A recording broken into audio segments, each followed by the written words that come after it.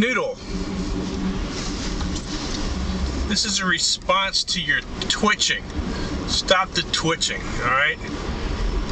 You know, I already wrote down in comments, my comments on the twitching part of your thing. Here's just a word of advice, alright? It says women often complain that their men snore. And men sometimes complain that their women snore. All I'm saying for anybody out there that has people that they're close to that snore, is if you're close enough to where you're getting to the point where you're going to buy a new bed for the two of you, whether you're living together or married. If you're that close, that you're going to buy a new bed, and you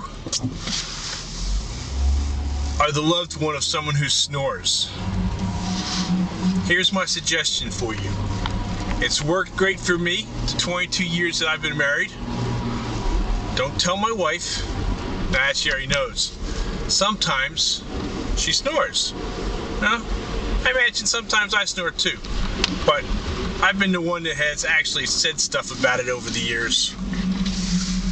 So, what I'm suggesting here to y'all when you're getting ready to buy a bed is to actually consider a waterbed. No, it's true.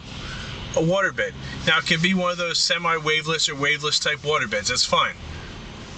But what this does, it gives you the advantage when your loved one starts to snore. Hey, what is this? Huh? I got a freaking truck behind me. It's giving me all the light in the wrong direction. When your loved one starts to snore, all you have to do is just push on that waterbed. Just give it a good elbow. Gets the water rolling a little bit. They shift position a little bit. And they stop snoring. At least long enough for you to get sleep. That's my advice. Consider it.